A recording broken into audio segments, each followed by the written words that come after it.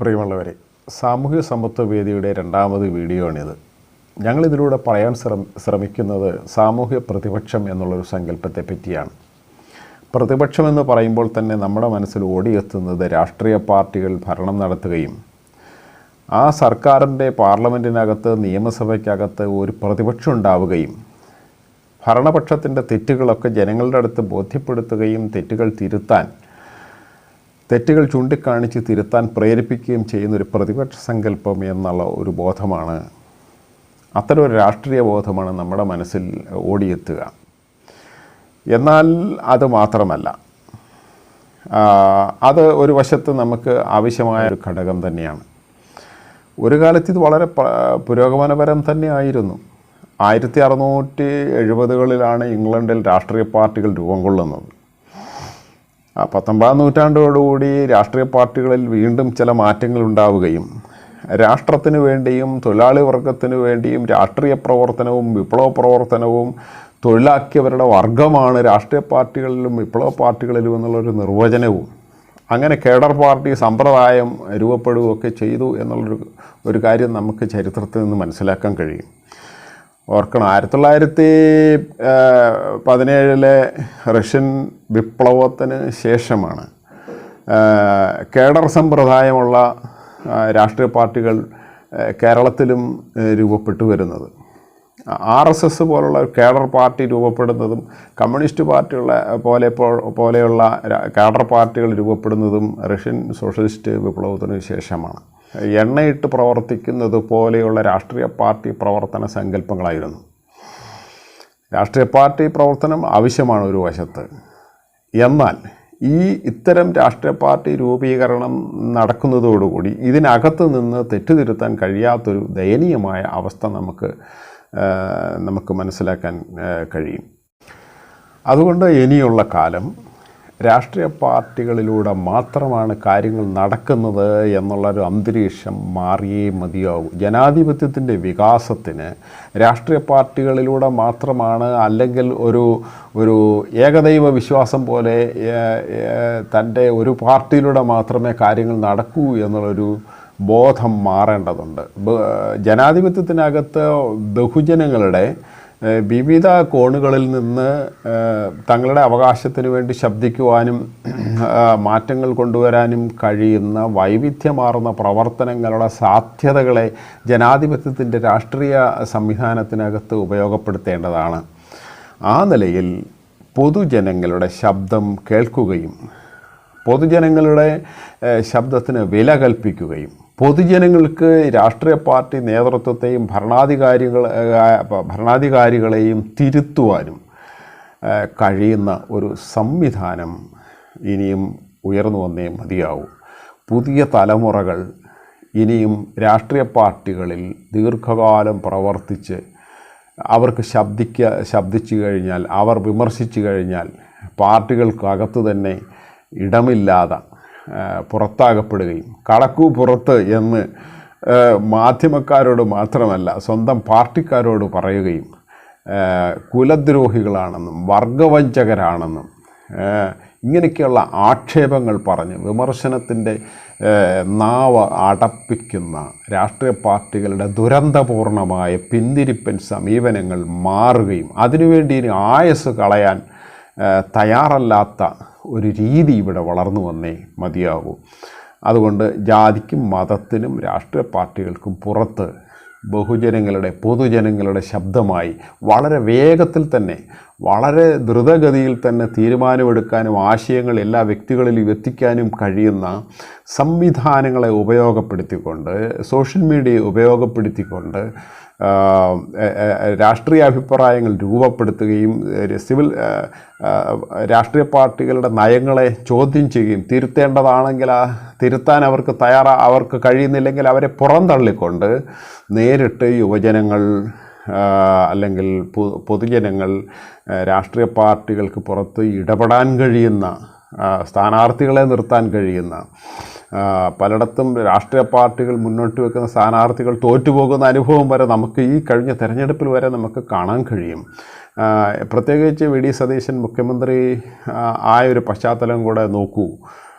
കേരളത്തിലെ പൗരസമൂഹങ്ങളും മതേതര സ്വഭാവമുള്ളവരും ജനാധിപത്യ സ്വഭാവമുള്ളവരും വി ഡി സതീശന് വേണ്ടി ശബ്ദമുയർത്തുകയും ആ ശബ്ദത്തെ രാഷ്ട്രീയ പാർട്ടി എന്നുള്ളൊരു നിലയിൽ കോൺഗ്രസ് പ്രസ്ഥാനത്തിന് തള്ളിക്കളയാൻ കഴിയാത്തൊരവസ്ഥയും സംജാതമായപ്പോൾ അവർക്ക് അതിന് മുമ്പുണ്ടായിരുന്ന പിന്നാമ്പുറങ്ങളിലെ ആലോചനകളുടെയും ഇവിടുത്തെ ജാതിമത ശക്തികളുടെ ബലാബലങ്ങളെയും അതിന് കീഴ്പ്പെടുന്ന അവസ്ഥയും മറികടന്നേ മതിയാകൂ, ഇല്ലെങ്കിൽ കേരളത്തിലെ പൊതുജനങ്ങളുടെ രൂക്ഷമായ ഇടപെടൽ അനുഭവിക്കേണ്ടി വരും കാലങ്ങളിൽ എന്നുള്ള ഒരു വാണിംഗ് അവർ തിരിച്ചറിഞ്ഞതുകൊണ്ടാണ് വി ഡി സതീശൻ മുഖ്യമന്ത്രി ആയത് എന്ന് നമുക്ക് ഈ കഴിഞ്ഞ 16ാം നിയമസഭയിലെ തെരഞ്ഞെടുപ്പിൻ്റെ ശേഷമുള്ള അനുഭവമാണ്. അപ്പോൾ അങ്ങനെ നമ്മൾ നോക്കുമ്പോൾ പുതുതലമുറ ദീർഘകാലം ഇനി രാഷ്ട്രീയ പാർട്ടികളിൽ കിടന്ന് പ്രവർത്തിച്ച് അങ്ങനെ സമയവും ധനവും ആയുസ്സും ഒക്കെ കളഞ്ഞൊന്നും ഇനിയും ആരും പ്രവർത്തിക്കാൻ പോവില്ല. കാലം മാറി, വിവരസാങ്കേതിക വിദ്യ ഒത്തിരി വളർന്നു, സോഷ്യൽ മീഡിയയൊക്കെ വളരെയധികം വളർന്നിട്ടുണ്ട്. തൻ്റെ ആശയത്തിന് വേണ്ടി ഏതൊരു വ്യക്തിക്കും തൻ്റെ മുറിയിലിരുന്ന് സമൂഹത്തിനോട് ശബ്ദിക്കുവാൻ പറയുവാനുള്ള അവസരം ഉയർന്നു വന്നിട്ടുണ്ട്. ഇപ്പോഴത്തെ സോഷ്യൽ മീഡിയ ആണ് ഏറ്റവും വലിയ രാഷ്ട്രീയ പ്രസ്ഥാനം എന്ന ഒരു രീതിയിൽ പോലും അതിനകത്ത് തെറ്റും ശരിയും ഒക്കെ ഉണ്ട്. ശരിയാണ്, രാഷ്ട്രീയ പാർട്ടികളിൽ തെറ്റും ശരിയുള്ളവരില്ലേ? രാഷ്ട്രീയ പാർട്ടികളിൽ കുറ്റകൃത്യം ചെയ്ത ആളുകളെ സ്ഥാനാർത്ഥിയാക്കി ജയിപ്പിച്ചിട്ടില്ലേ? അപ്പം രാഷ്ട്രീയ പാർട്ടികളിൽ അഴിമതിക്കാരില്ലേ? രാഷ്ട്രീയ പാർട്ടികളിൽ വലിയ കുറ്റവാളികൾ വന്നിട്ടില്ലേ? അപ്പോൾ അങ്ങനെ ഈ കുറ്റകൃത്യം ചെയ്തവരും തെറ്റും ശരിയും ഒക്കെയുള്ള എല്ലാ സമൂഹത്തിൻ്റെ ഒരു പൊതുവായ എല്ലാ രംഗത്തുമുണ്ട്. ആ നിലയിൽ സോഷ്യൽ മീഡിയ ദുരുപയോഗം ചെയ്യുന്നവരുണ്ട്, ശരിയായി ഉപയോഗിക്കാൻ കഴിയാത്തവരുണ്ട്, അതൊക്കെ ശരിയാണ്. പക്ഷെങ്കിൽ സോഷ്യൽ മീഡിയ വലിയൊരു രാഷ്ട്രീയ പ്രവർത്തനത്തിൻ്റെ ടൂളായി ഇപ്പോൾ മാറിയിരിക്കുന്നു. ഇനിയും വരും കാലങ്ങളിൽ രാഷ്ട്രീയ പാർട്ടികൾക്ക് പുറത്ത് അധികാര വ്യവസ്ഥകളെ, അധികാരത്തെ ചോദ്യം ചെയ്യാനും തിരുത്തുവാനും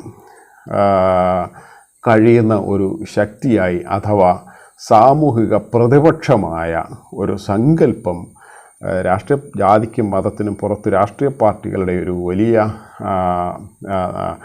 ബാനറിന് പുറത്ത് ഇതേപോലെ ശബ്ദമുയർത്തുന്നവരുടെ ഒരു വേദി, ഒരു പ്ലാറ്റ്ഫോം, ഒരു ഇടം ഉയർന്നു വരുന്നുണ്ട്.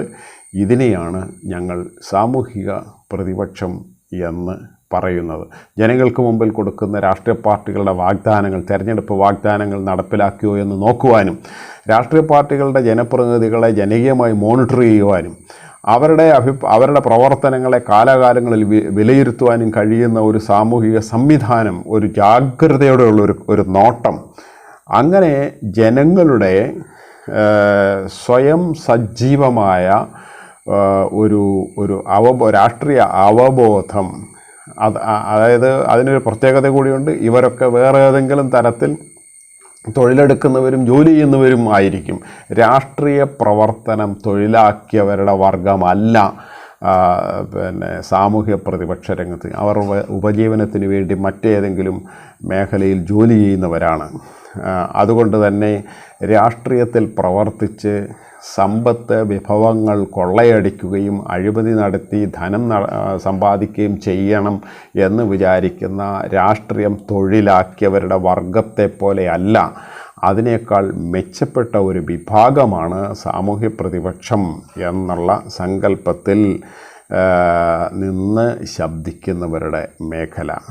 അതുകൊണ്ട് തന്നെ ഞങ്ങൾ സാമൂഹിക സമത്വവേദി, സാമൂഹിക പ്രതിപക്ഷം എന്നുള്ളൊരു സങ്കല്പം മുന്നോട്ട് വയ്ക്കുകയാണ്. ഇത് വരും കാലത്തിൻ്റെ ശബ്ദമായി തീരും. പ്രത്യേകിച്ച് ഇപ്പോഴത്തെ ജെൻസി വിഭാഗങ്ങളൊന്നും ഒരു രാഷ്ട്രീയ പാർട്ടികളുടെയും കീഴിൽ കിടന്ന് പണിയെടുക്കാനും പോസ്റ്റർ ഒട്ടിക്കുവാനും രക്തസാക്ഷിയാകുവാനും കുടുംബം അനാഥമാക്കുവാനും ഒന്നും ഇനി ആരും തയ്യാറാകുകയില്ല. പെട്ടുപോകുന്ന ചില ആളുകൾ കാണും കേട്ടോ, ബലിയാടാക്കപ്പെടുന്ന ആളുകൾ കാണും. രക്തസാക്ഷി ഫണ്ട് തട്ടിപ്പിൻ്റെ കഥ നമ്മൾ കണ്ടതാണ് ഈ കഴിഞ്ഞ തിരഞ്ഞെടുപ്പിൽ. അപ്പോൾ ഇങ്ങനെയൊക്കെ ഇനിയും ബോധപൂർവം പോയി രക്തസാക്ഷിയാകാനും തട്ടിപ്പിന് ഇരയാകാനും ഉള്ള മനുഷ്യരുടെ എണ്ണം ഇനിയും കുറയും. അവനവൻ്റെ ഭാവി അവനവൻ നോക്കും. അവനവൻ്റെ ഒരു കൈ അവനവൻ്റെ തലക്കീഴിൽ തന്നെ ഇരിക്കും. അങ്ങനെ സ്വന്തം ജീവിതം മറ്റാരും വന്ന് രക്ഷിക്കാൻ ഇല്ല എന്നുള്ള ഒരു തിരിച്ചറിവിൻ്റെ അടിസ്ഥാനത്തിൽ ദൈവങ്ങളെപ്പോലെ ഏതെങ്കിലും രാഷ്ട്രീയ പാർട്ടി നേതാവിനെ തലയിൽ ഏറ്റി ചുമന്ന് കടൽക്കിഴവനെ പോലെ തോളിൽ നിന്ന് ഇറങ്ങാത്ത കടൽക്കിഴവനെ പോലെ ചുമന്ന് നടക്കാനൊന്നും ഇനിയുള്ള തലമുറയിൽപ്പെട്ട ആളുകൾ തയ്യാറാവില്ല. അപ്പോൾ അതുകൊണ്ട് രാഷ്ട്രീയ പാർട്ടികൾക്ക് പുറത്ത് സ്വതന്ത്രമായി നിന്ന് ശബ്ദിക്കാൻ കഴിയുന്ന സാമൂഹ്യ പ്രതിപക്ഷം എന്നുള്ളൊരു സങ്കല്പമാണ് ഞങ്ങൾ സാമൂഹ്യ സമത്വ വേദിയിലൂടെ മുന്നോട്ട് വയ്ക്കുന്നത്.